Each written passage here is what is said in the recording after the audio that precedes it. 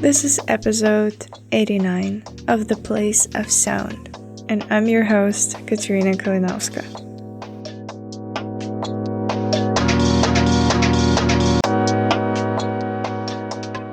For those of you who are listening to us for the first time, The Place of Sound is a show that explores the themes of space and place using sound and listening. This is done through a variety of audio media production formats, so you can expect to do a few different types of listening in a single show. Episodes consist of what we refer to as audio portraits or oral history style interviews that explore topic of home. Soundscape compositions, which use everyday sound to communicate the personal and social significance of a given place. And we typically end the episode with a short documentary-style piece that explores the place-based identity of the producer. The aim of these projects is to allow the producer to think about the places that made them who they are today. These are the types of projects you can expect to hear on The Place of Sound, and all of them are produced by students here at Carleton University. They are what gets produced in COMS 4501, Digital Media Production, which is a fourth-year workshop course in the Communication and Media Studies program.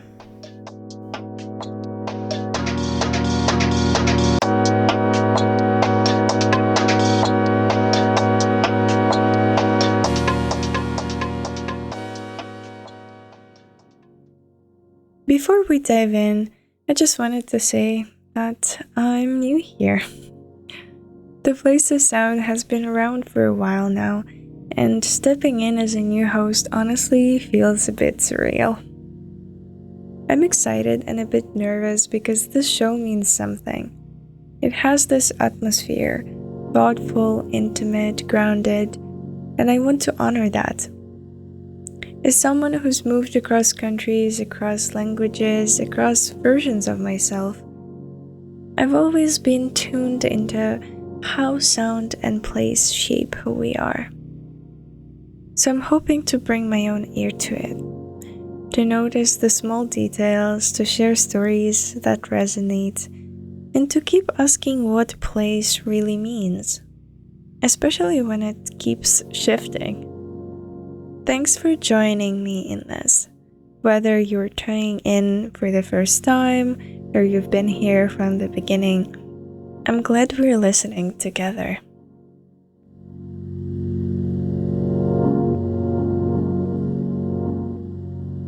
Okay, now onto the project. As you probably guessed, we'll hear an audio portrait, a soundscape composition, and an audio documentary. Three very different yet beautifully connected explorations of place. First up is Peter's Place, an audio portrait by Roger Chan. It's a quiet and powerful reflection on home, memory, and resilience. We meet Peter Lawrence, an architect, landlord, and war survivor, as he tells the story of rebuilding his life and house, one room at a time. It's a reminder that the idea of home is never static. It's built slowly with care and intention. Then we'll step into Sonder by the Canal, a soundscape composition by Noor Ghalab. Noor captures the ambient life surrounding the Rideau Canal, inviting us to listen closely to the unnoticed movements of others, laughter, footsteps, passing voices.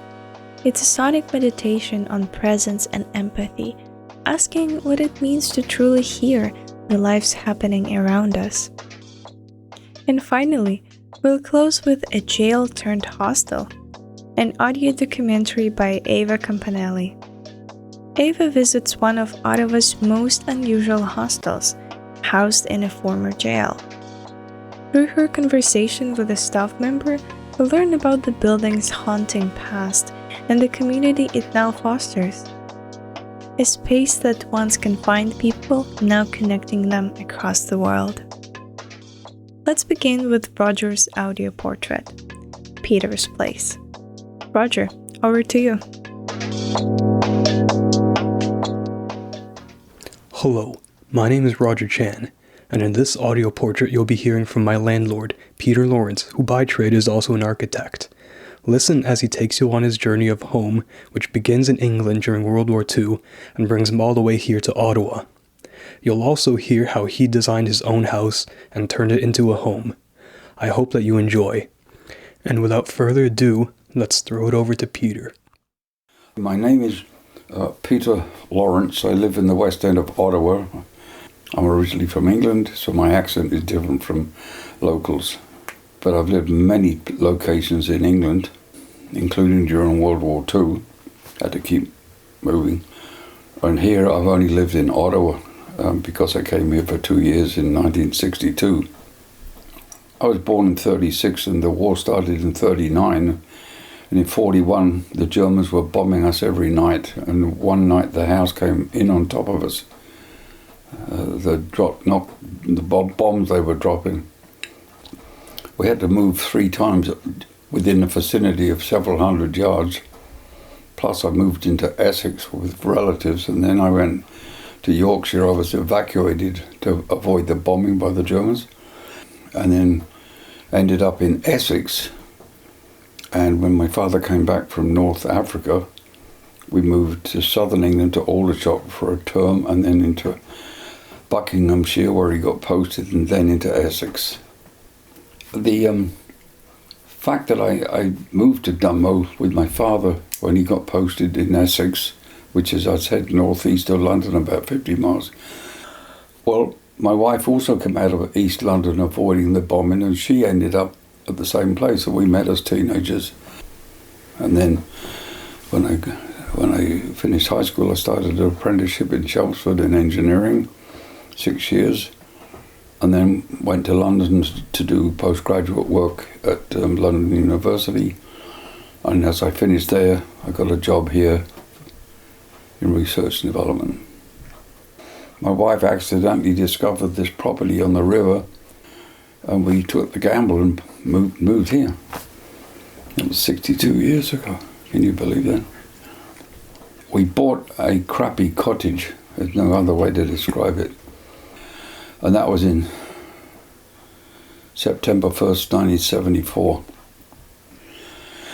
Well, we moved in with 4 kids, and it was 1,000 square foot, and the septic system didn't work, and the roof leaked, and the insulation was bad, so we literally had to work hard to evolve it to be a very comfortable environment, and that suited the location as well.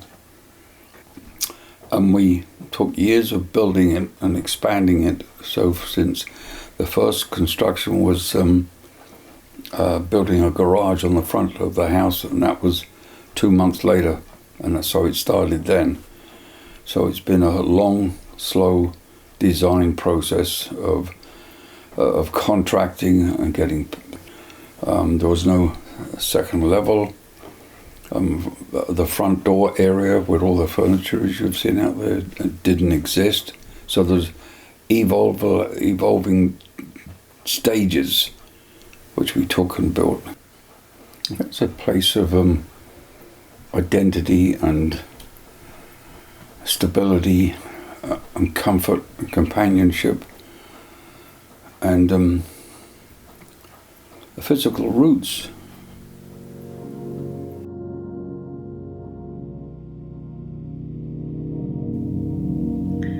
Wow, what a story. The story hit me in a way I didn't quite expect. Hearing Peter talk about moving during wartime, rebuilding life from pieces, and creating a home across an ocean, that resonated deeply with me. I've also had to leave home because of war. I know what it's like to pack up a life in uncertainty, to land in a new country, and to try make it make sense.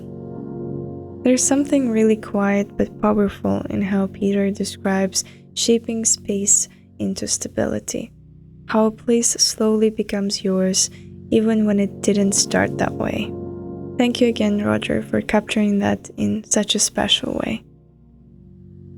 Let's shift now to something more ambient. I walk along the Rideau Canal where sounds of passing lives remind us that everyone carries a story, even in the briefest moment.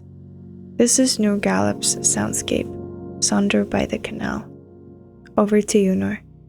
Hi, my name is Noor. I am a fourth-year Communication and Media Studies student at Carleton University. In this piece, you'll be listening to a soundscape composition I created, exploring the concept of Sonder, the realization that everyone around us is living a life as intricate and complex as our own. This soundscape takes you on a walk by the Rideau Canal, capturing the ambient sounds of the environment, each sound a fleeting glimpse into the lives of others. I invite you to pause, listen, and reflect on the stories that are all around us waiting to be heard.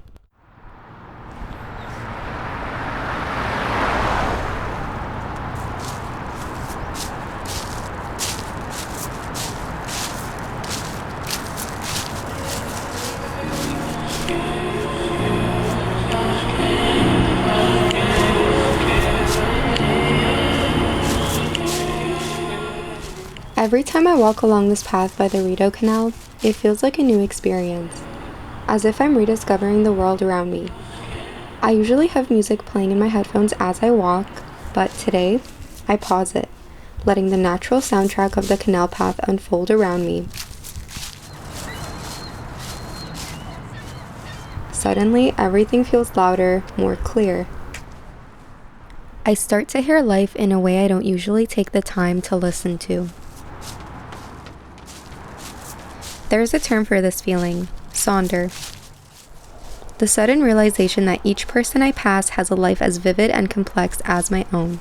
And today, I'm trying to capture it, to notice the lives happening around me that I might usually miss.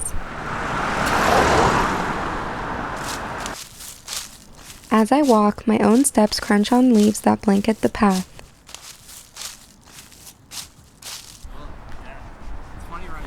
Just ahead, a few people stroll by, their laughter drifting in and out like a gentle reminder of the conversations and stories that flow alongside me, all around me.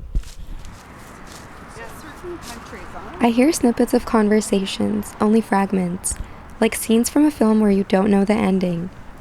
Voices that are strangers to me yet rich with a world of memories, relationships, struggles, and hopes. She's been there like the past week because I texted her. I wonder what stories they carry. Are they talking about their day, their plans?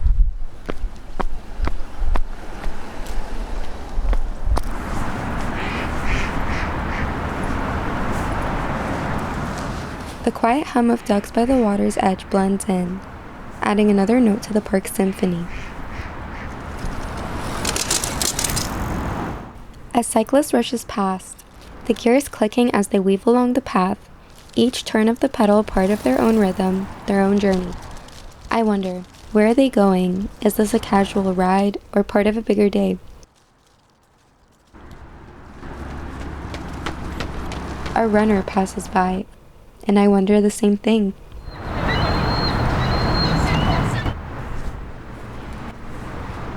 In the flow of life, we're all just passing through, intersecting briefly in moments like these.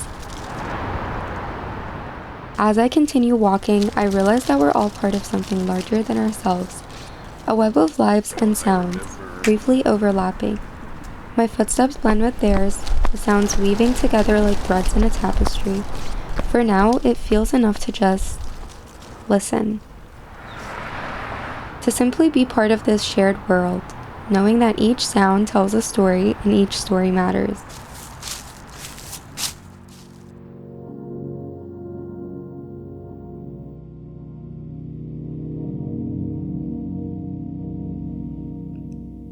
I'll admit, I'm usually the person walking around with their headphones on, totally tuned out from what's happening around me. And I think a lot of us are like that. We've built these little sound bubbles we live in, but Noor's work is such a good reminder that if you just pause, take your headphones off for a second, the world might actually sound really pleasant. Sometimes even poetic. There's a rhythm to the everyday that we miss unless we listen to it. And speaking of unexpected stories hiding in plain sight, our next piece brings us to downtown Ottawa to a place you probably walked past without realizing its history. It's a jail turned hostel, an audio documentary by Ava Campanelli. Bring it on, Ava. Hello, my name is Ava, and I'm a fourth-year communication and media studies student at Carleton. For this audio documentary, I was tasked with exploring a place in Ottawa and uncovering the stories that emerge from it.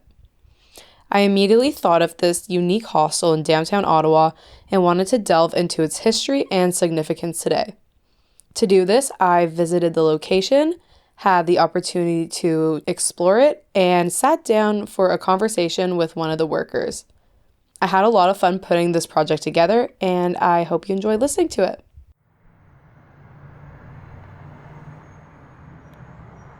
As someone who grew up in Ottawa my whole life, I like to think that I've become accustomed to everything that the city has to offer.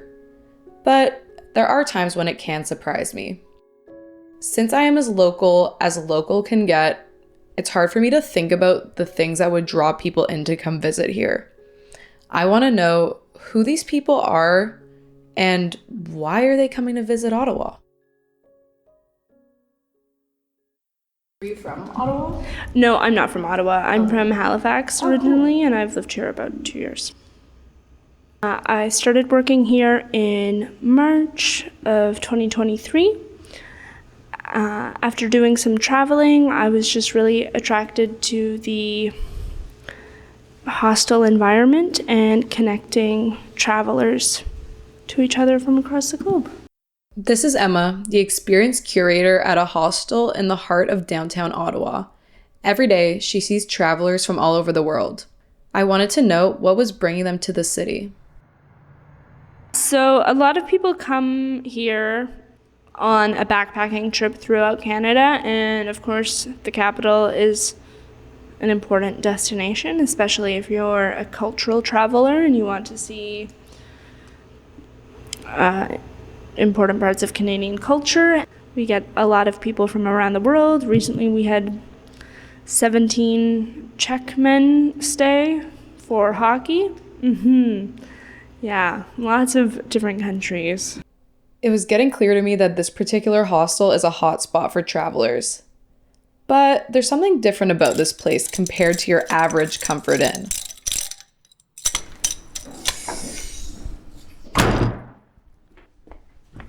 Yeah, so before working here, I had no idea about this place as a Ottawa landmark. I really didn't even know where it was.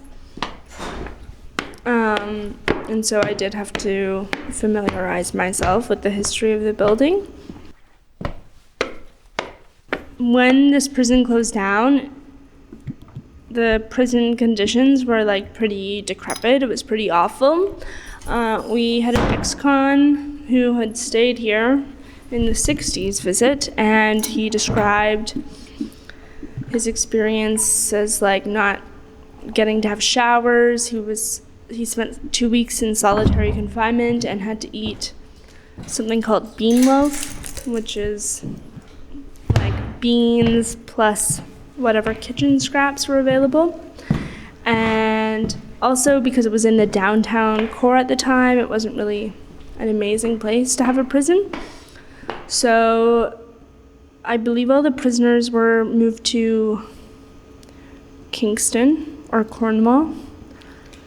And then this was chosen to become a hostel. It was debated whether or not this would become an archive or a museum, but ultimately the decision to turn this into the hostel saved the city of Ottawa millions of dollars instead of building a new hostel, and millions of dollars over time, I guess. Well, who can say? We've put a lot of money into restoring it as well, so. It's only in the past year that the St. Lo Jail Hostel started giving historical tours to the public. Emma is one of the people who gives these tours. Herself and another hostel worker were nice enough to give me a tour of the location, including its historic elements, which people do not sleep in. This includes the gallows and death row.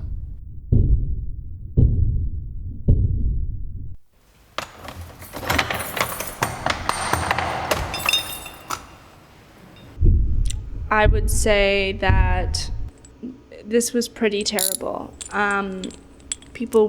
Corporal punishment was used a lot, and like criminal punishment in Canada has evolved a lot. And of course, we were hosting executions here until the 40s.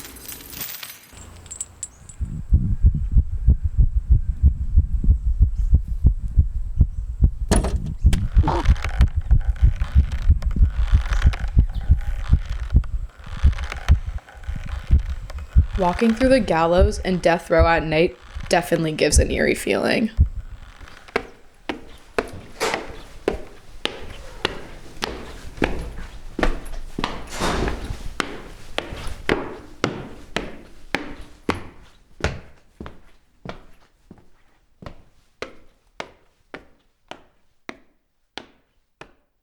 While just on the floor below, guests can sleep in cells that once held inmates. Not your typical type of accommodation, but honestly, not bad at all.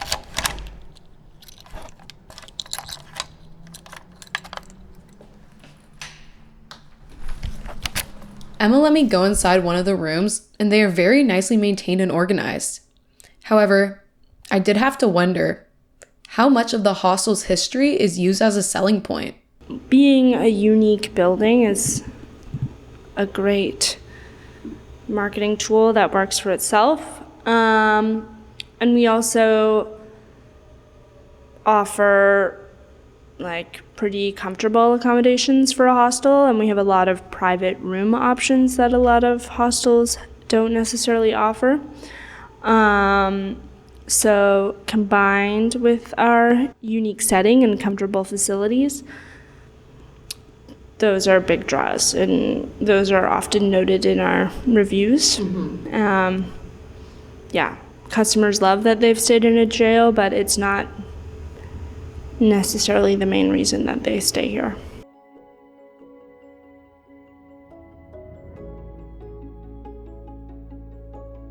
While the St. Lo Jail Hostel carries a fascinating and also dark history, today it stands as a vibrant testament to transformation. The staff's focus on its present-day role as a hostel and all that it has to offer for those traveling to Ottawa really speaks to how spaces can evolve over time. Where this place was once used for confinement now stands as a place connecting people across the globe and giving them the chance to explore my hometown. I mean, we host lots of activities in the hostel to bring people together as well. Pub crawls, social walks, that kind of thing. We love to host families and students as well. So come check us out.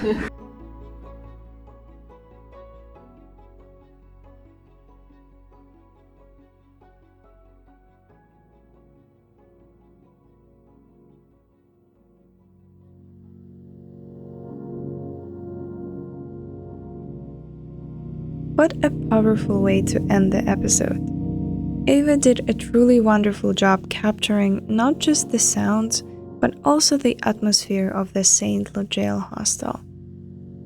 I could really imagine the vibe of the place, the echo of history in those walls, the eerie quiet of the gallows, the way that space has shifted from something dark and isolating to something communal and vibrant. I swear I had shivers at some point. And I'll be honest, I learned something new as well. I've walked past that building downtown more times than I can count, and I never knew it. It just goes to show how much history is hidden in the plain sight, waiting for someone to notice, to ask, and to listen.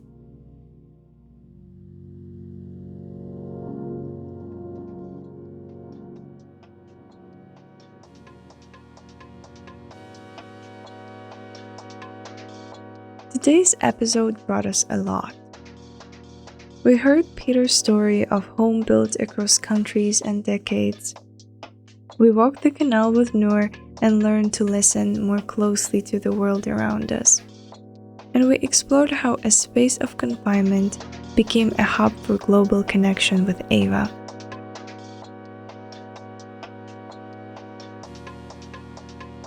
and I'm excited to share what's coming next. The next 2 episodes will be a special collaboration with the Bachelor of Media Production and Design program here at Carleton.